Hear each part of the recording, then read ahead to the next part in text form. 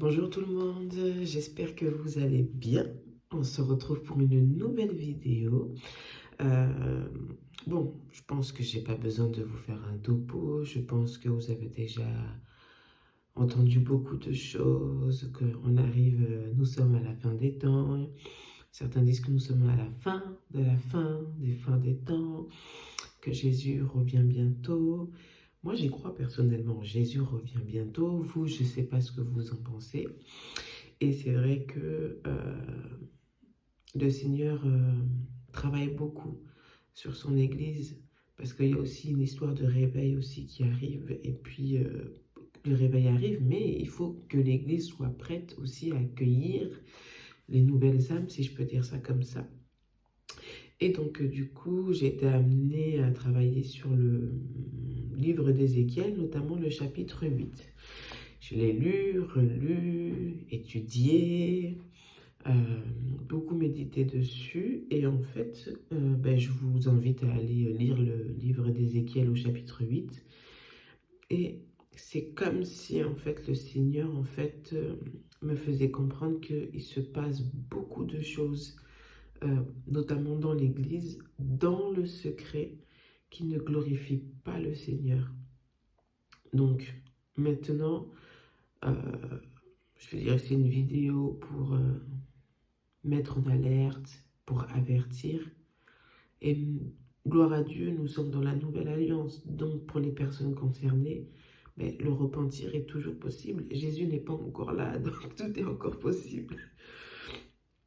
Donc, voilà. Donc, du coup, j'ai beaucoup cherché, j'ai étudié, je me suis posé des questions. Qu'est-ce que ça voulait dire? Ça, c'est quoi? Ça veut dire quoi? Et ça m'a pris du temps, mais j'y suis arrivée. Donc, je vous partage ce que j'ai compris, ce que l'Église du Seigneur doit comprendre. Et déjà, dans les premiers versets, il parle... alors, attendez, que je ne dis pas de bêtises quand même. Dans le verset 4, il parle de l'idole de la jalousie. Et je me suis dit, mais c'est quoi l'idole de la jalousie? Et en fait, j'ai fait des recherches. Et ce qu'il faut savoir, c'est qu'au temps de la Bible, si je peux dire ça comme ça, il y avait beaucoup de cultes à travers des idoles, à travers des objets en bois, à travers des statues. Et malheureusement, les gens avaient tendance en fait à se tourner vers ce genre d'idoles-là pour les adorer, pour en fait des dieux quoi, des faux dieux si je peux dire, et à la place de l'Éternel. Et donc du coup, c'est ce que représente cette idole de la jalousie. Et ce qui avait malheureusement tendance à hériter le Seigneur, parce qu'en fait, nous avons un Dieu qui est jaloux et toi tu pars idolâtrer un bout de bois, une statue qui n'est pas vivante, quoi. Donc il y a déjà ça. Ensuite, et le prophète Ézéchiel, il dit qu'il avait, au verset 4, dans la vallée. Et donc, du coup, dans la vallée, moi, ça m'a fait penser à la montagne, le lieu de prière. En fait, le prophète Ézéchiel avait une communion, euh, une très belle communion, si je peux dire, avec le Seigneur. Et donc, du coup, il avait tendance à avoir des visions, beaucoup de visions. Donc, euh, avoir des visions, être en communion avec le Seigneur, ça veut dire vraiment avoir des temps de communion avec le Seigneur, avoir des temps de prière, des temps de méditation de sa parole. Après, quand je dis des temps, ça ne veut pas dire qu'il faut mettre Dieu dans une case, dans un bloc de ton agenda, parce que le Seigneur, il est là tout le temps, en fait. Donc, lui parler tous les jours, tu vois, comme tu parles à ta femme, ton mari, ton enfant, tu vois, tout ce que tu veux. Mais vraiment avoir une communion intense, c'est ce que le prophète Ézéchiel avait. Donc je vous encourage aussi à avoir cette communion, parce que franchement, on ne peut pas le regretter. Donc voilà, au verset 10, il parle aussi de... euh, alors attendez, je retrouve le verset 10. Je jette toutes mes notes. Hein. Le verset 10, il est dit, j'entrai et je regardais, et voici, il y avait toutes sortes de figures de reptiles et de bêtes abominables, et toutes les idoles de la maison d'Israël peintes sur la muraille tout autour. Je me suis dit, mais qu'est-ce que c'est que ça? Qu'est-ce que représentent en fait ces reptiles, ces animaux? Et en cherchant, en fouillant un peu partout, j'ai compris en fait qu'en fait ça représentait, en fait à l'époque il y avait le culte égyptien. Et c'est vrai que il n'y a pas besoin d'être archéologue, on peut voir des reportages. Souvent, il y avait des représentations de têtes de chiens, de têtes enfin, des serpents. Vous voyez les inscriptions qu'on voit sur les murs, hiéroglyphes et tout, et compagnie, là. Et en fait, les Égyptiens avaient souvent ce genre de culte-là, en fait. Et donc, du coup, les cultes égyptiens, ben, c'était un rituel où tu avais beaucoup de rites à faire, avec plusieurs divinités. Donc ça, je pense que j'ai pas besoin de vous en dire plus, vous le savez déjà. Et donc, en fait, ce passage-là, voilà de quoi il parle, en fait, exactement. Il y avait beaucoup de cultes païens, de cultes idolâtres, qui ne glorifiaient pas du tout le Seigneur. Ensuite, on parle aussi au verset 11 des 70 hommes, ces anciens de la maison d'Israël. Donc, et ça, c'est au verset 11. Excusez-moi. 70 hommes des anciens de la maison d'Israël, au milieu duquel était Jazania, fils de Shaphan, se tenaient devant ces idoles, chacun l'encensoir à la main, et il se levait une épaisse nuée d'encens. Et je me suis dit, j'ai cherché, je me suis dit, mais c'est qui ces 70 hommes? Ils représentent qui exactement? Et après recherche, en fait, il y a des versets de la parole, en fait, qui sont en lien. Et c'est Exode 24 au verset 1 et Nombre 11 verset 16 et 24. Et en fait, la personne les 70 hommes, en fait, ce sont les représentants du peuple. En fait, ce sont les 70 anciens. Et en fait, dans les passages que je vous ai donnés, les 70 hommes, c'était les représentants du peuple d'Israël, si je peux dire ça comme ça. Donc, je vous laisse vérifier, hein. Exode 24, verset 1, Nombre 11, verset 16 et 24. Et en fait, quand on dit parle des 70 hommes, en fait, tout le peuple, en fait, est concerné. Et donc, du coup, ce peuple-là rend des cultes à un Dieu différent. Malgré que ce soit le peuple d'Israël, malgré que ce soit le peuple élu de Dieu, malheureusement, leur cœur était tourné vers d'autres dieux. Donc voilà. Et ensuite, il parle aussi également au verset 16, et je me suis posé la question, qui sont ces 25 hommes? Parce que au verset 16, excusez-moi, hop, au verset 16, il est indiqué, et il me conduisit dans le parvis, donc le Seigneur conduit le prophète Ézéchiel, et il me conduisit dans le parvis intérieur de la maison de l'Éternel, et voici, à l'entrée du peuple de l'Éternel, entre le portique et l'autel, il y avait environ 25 hommes tournant le dos au temple de l'Éternel, et le visage vers l'Orient, et se prosternaient à l'Orient devant le soleil. Vous m'excusez, je suis prise par des allergies, donc mon nez... Donc voilà, et donc je me suis dit, j'ai cherché, je me suis dit, mais qui sont ces 25 hommes et que représentent ces 25 hommes?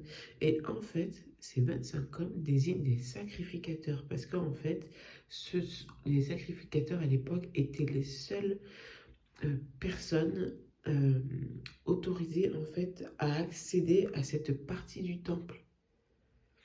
Les citoyens, si je peux dire, n'avaient pas accès au temple, c'était vraiment que les sacrificateurs. Et en fait, toutes ces choses-là m'ont fait comprendre que il s'agit en fait de l'Église du Seigneur. Parce que les sacrificateurs aujourd'hui, ce sont, bon, on va dire les représentants de l'Église, on peut dire les pasteurs, on peut dire les prophètes, on peut dire les diacres et toutes ces choses-là. Les 70 hommes, le peuple d'Israël, donc l'Église avec un grand E du Seigneur. Donc, j'ai compris en fait en méditant ce passage que malheureusement l'état de l'Église avec un grand E est alarmant. J'ai déjà regardé des vidéos où des prophètes disent que l'Église est endormie carrément. D'autres ils sont là, ils se disent chrétiens, mais c'est juste de nom. Il y en a, c'est parce que mon père est chrétien, donc je suis chrétien. Il y en a qui disent qu'ils sont chrétiens, ils vont à l'église, mais en fait, voilà, ils sont partagés entre deux mondes, si je peux dire. Certains disent qu'ils œuvrent pour le Seigneur alors qu'en fait, c'est faux, c'est pour leurs propres intérêts. Et quand tu relis le passage de Ézéchiel, le Seigneur dit dans ce passage-là que ces personnes-là pensent que Dieu ne les voit pas, comme si Dieu ne sait pas, comme si Dieu n'est pas omniscient, n'est pas omniprésent, enfin je sais pas en fait. Et attendez, vous m'excusez.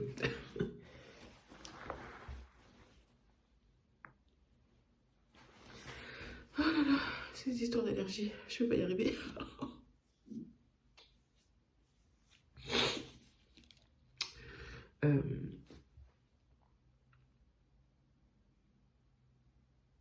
C'est triste parce que je vais être très crue dans mes mots, mais c'est comme si l'Église pour être très gentil, se moquer de Dieu. Il faut qu'on reste poli, qu'on reste courtois quand même. Mais bon, vous voyez vous savez de quoi je parle, ce que je pense. J'ai écrit en fait beaucoup de choses cachées se font au sein de l'Église du Seigneur. Certains se disent chrétiens, mais pourtant on va aller voir des dieux étrangers. Parce que c'est vrai, il y en a qui disent qu'ils sont chrétiens. Je ne donne pas de dénomination, parce que ça peut être n'importe quelle dénomination. Mais pourtant, ils vont aller voir des sorciers, ils vont aller voir des marabouts. Il y en a, enfin, je sais pas. L'état moral de l'Église était alarmant. Les gens disent être chrétiens, mais ont des idoles dans leur vie. Certains en ont conscience et d'autres non. Voilà. D'autres disent œuvrer pour le Seigneur alors que c'est faux. C'est juste pour leur intérêt personnel. Ces choses sont faites en pensant que Dieu ne regarde pas cela, en croyant que Dieu ne les voit pas. Et en fait, j'ai terminé par cette pensée, avant d'aller en conclusion, que on peut cacher des choses à quelqu'un, on peut tout cacher à quelqu'un, mais on ne peut absolument rien cacher à Dieu, parce que Dieu est partout. Dieu voit tout. Dieu est créateur, il sait tout, il entend tout, il connaît l'état de nos cœurs, il entend nos pensées. Donc, la parole, elle dit très clairement que l'Éternel, en fait, alors attendez, l'Éternel est partout. Il voit les justes et il voit les méchants. Maintenant, je ne sais pas qui est concerné. Est-ce que tu es concerné ou pas? Si tu marches dans les voies du Seigneur, gloire à Dieu. Maintenant, si ce n'est pas ton cas, la Bible dit que Dieu châtie ses enfants, mais que Dieu châtie aussi les personnes, ses enfants qu'il aime. En fait, s'il le fait, c'est parce qu'il t'aime, il veut que tu sois sauvé, il veut que tu marches dans la justice, dans l'amour, dans la droiture. Et comme on dit, Jésus revient bientôt. Donc ça, c'est l'Ancien Testament. Maintenant, nous sommes dans la Nouvelle Alliance. Jésus a tout accompli à la croix. Tous les péchés, en fait, ont été cloués à la croix de Golgotha. Donc nous avons cette grâce de pouvoir nous repentir. Dieu a tant aimé le monde qu'il a donné son Fils afin que quiconque ne périsse point, mais ait la vie éternelle. Donc j'ai envie de te dire, ne périsse point, ne pêche plus non plus, afin que nous ayons aussi la vie éternelle en fait. Et puis en même temps, quel parent qui aime son enfant ne fâche pas son enfant, ne punit pas son enfant? C'est par amour qu'il le fait. Et c'est vrai que ça fait de la peine, c'est triste de savoir que... Après, on est en 2025, donc maintenant on voit toutes sortes de choses. Mais de se dire que nous sommes chrétiens, de se proclamer chrétien, mais derrière, en fait, c'est tout l'inverse. Maintenant, au niveau des idoles, comme j'ai dit, il y en a qui sont conscients, il y en a qui ne sont pas conscients. Donc,